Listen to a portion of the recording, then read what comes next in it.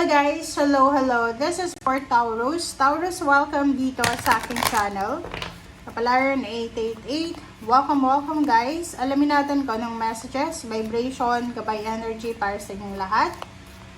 Last week na tayo ng October 2025. So, papunta na tayo sa November. So, this is for Taurus. Okay, first card mo is imprisonment. 29-11. So, 11 is manifestation. Parang sinasabi ng baraha sa'yo dito, Taurus, na posibleng ikaw ay matagal ka na parang feeling mo minamalas ka talaga. Like yung iba may trabaho pero sobrang baba ng sweldo, may trabaho pero hindi naman siya stable or secured.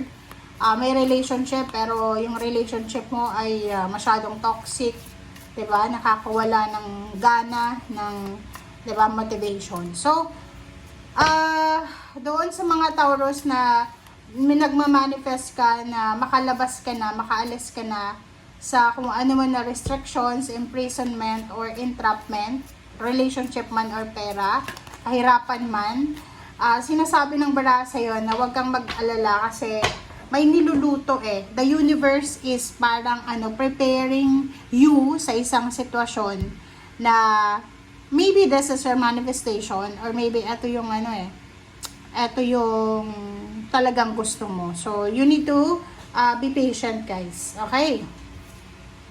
Shanti and Akasha.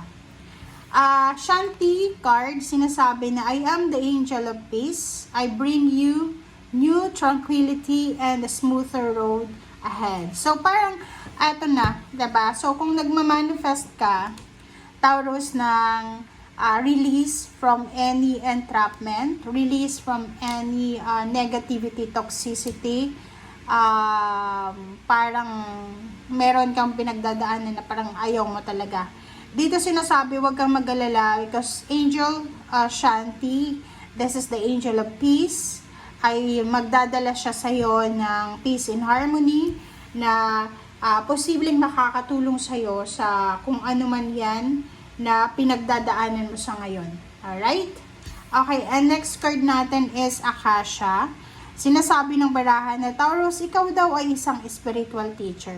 May abilidad ka na makatulong sa mga tao na tao or sitwasyon na alam mong kailangan ka. So, like for example, may pagkakataon na or may sitwasyon minsan na may kapamilya ka na namomroblema, financial or emotional, and because of your advices or because of your opinion, posibleng matulungan mo yung taong yon na makarecover sa kung ano man na sadness or kung ano pa man na problema niya. So like, ikaw din, if you need someone na makakausap, like in a relationship ka, may asawa ka, pero hindi mo naman makausap yung partner mo, yung asawa mo ng maayos, you need to find someone.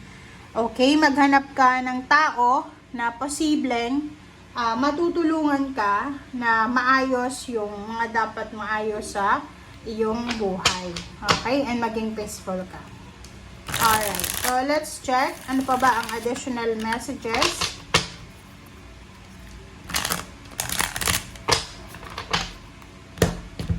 Alright, so okay, first card natin is King of Swords. Next is a Strength card. And Ten of Swords. King of Swords. So, there's a direction here. Merong direction, guys, na parang itinuturo sa'yo ang universe. Parang may isang direction or parang sinasabi ng barahan na binibigyan ka ng universe ng option. Or maybe this week, bibigyan ka ng universe ng option or ng direksyon para makaalis ka sa kung ano man na stagnant na situation mo. Okay? Sinasabi ng barahan na etong sitwasyon na to na haharapin mo ay kailangan mong magkaroon ng lakas loob, pasensya, and at the same time, kailangan na nating makamove on from our past dreams. Like, may mga pangarap ka sa buhay mo, even relationship or money or financial, may pangarap ka na kailangan mo nang i-give up kasi hindi na siya parang available sa ngayon. So, Isa yon. Ang nakikita ko sa inyo dito, Taurus, same with Scorpio and Sagittarius.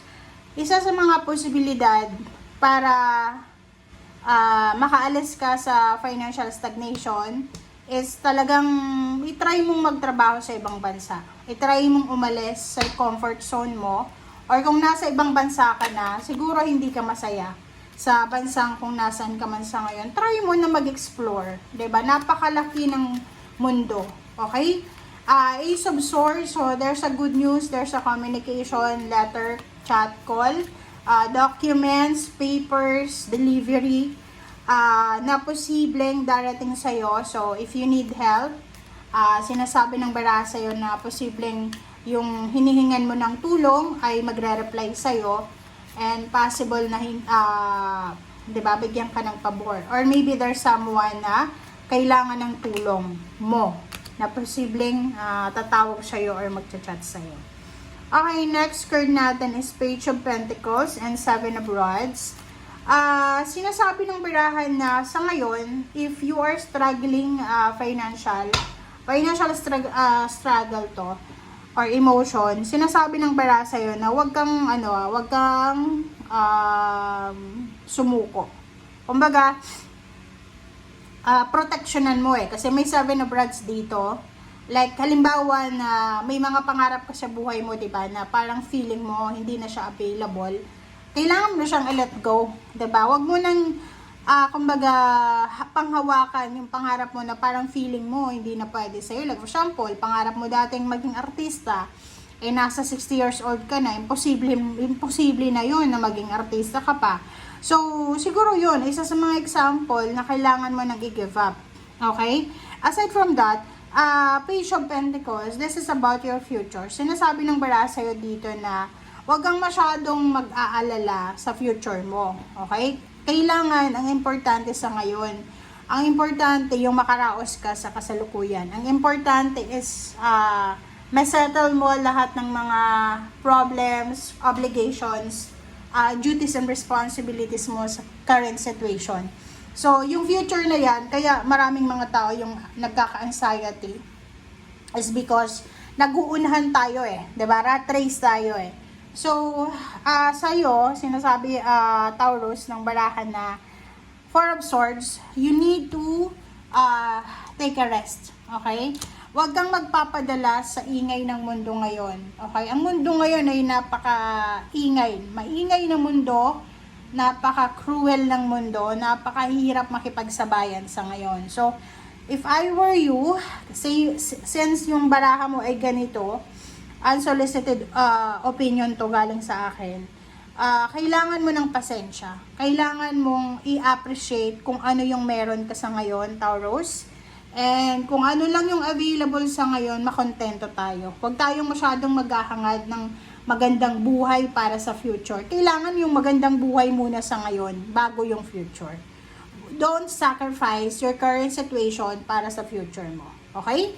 Thank you guys. Bye!